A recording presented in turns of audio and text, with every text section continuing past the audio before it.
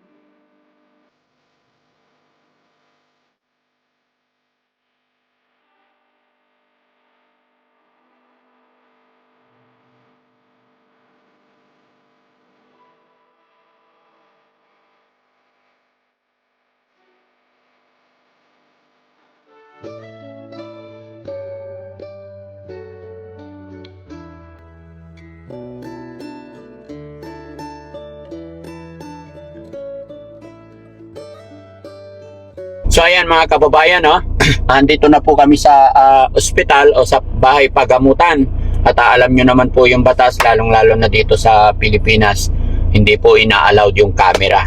So update ko na lang po kayo ulit kung ano ang sasabihin ni doktor. Kuya Mario, ready ka na?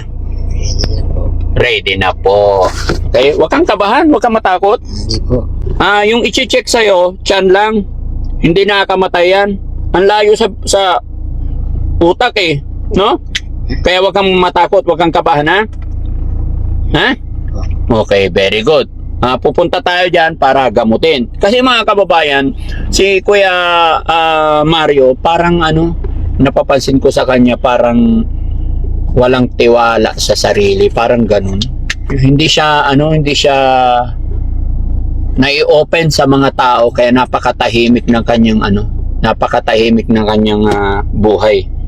Ganyan ka talaga mula noon, tahimik lang? Tahimik po. Wala siya, hindi kagaya ni Bandam, hindi kagaya ni George. Si George makulit, masayahin, no? Pero siya napakatahimik. Kaya yun yung nakakaawa. So, pero siguro pag kinulit-kulit natin to, nasanay na sa atin, baka lalakas din siya, no? So, okay, kukuha tayo ng wheelchair doon. Okay? Pwedeng kumuha ng wheelchair, Kuya Jesse. Hingi ka muna, sabihin mo yung sitwasyon, okay? Hintay na lang dito. Oo. So, mga kababayan, maraming salamat. Abangan nyo yung update namin about Kuya Mario at ipag-pray natin sana hindi malala yung kanyang bituka. Bituka yun, no? Yung ulcer. No? So, ang kasama doon, sama muna si Kuya Sam, tsaka si Okay, para hintayin ko na lang kayo dito. kasama rin yung pamangkin mo eh. Para siya yung magsusulat kung ano yung pangalan mo. Marunong ka ba magsulat? Mahina yung kamay ko. So hindi ka na makapagsulat? Hindi po. Ang max na. At unmarked na lang. Sige, okay.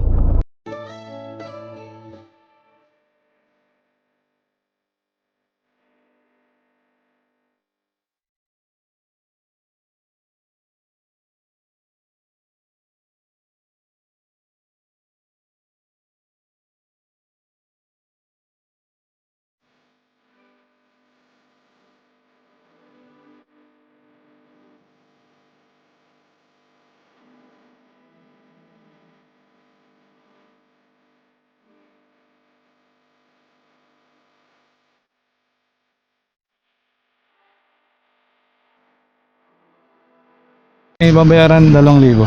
Ha? 2,000 po. 2,000? Para Sa saan yun? dugo, saka sa ultrasound po. Dugo at saka ultrasound.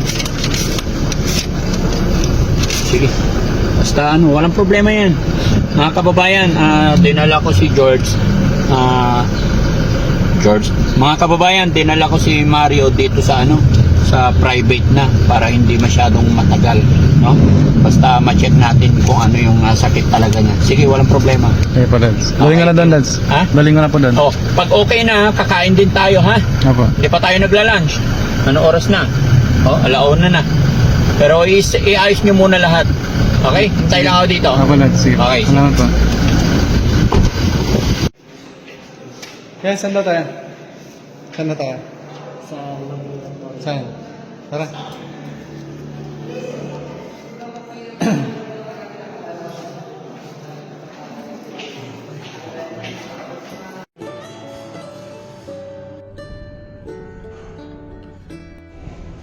Yung H. pylori normal, so hindi siya ulcer, yung nagpo-cause ng sakit dito. Yung sa ultrasound po, may nakitang maliit lang na hepatic cyst, mayroon pong maliit po na bukol doon po sa atay, pero walang gagawin, no? Observation lang yan. Tapos, obscured pancreas, ibig sabihin hindi siya nakita doon sa ultrasound. Pwede siyang magtago kaya hindi siya makikita. Pwede nandun sa likod ng liver kaya hindi siya nakikita. May obscured pancreas, so walang problema din po doon. Cystitis, inflammation lang po siya doon sa ihi. Yun po ang nakita lang doon sa ultrasound. Maliban doon, normal po lahat. Okay, so ititreat po, mukhang hyperacidity lang, kaya sumasakit dito. Wala ko akong nakitang bato sa kidney.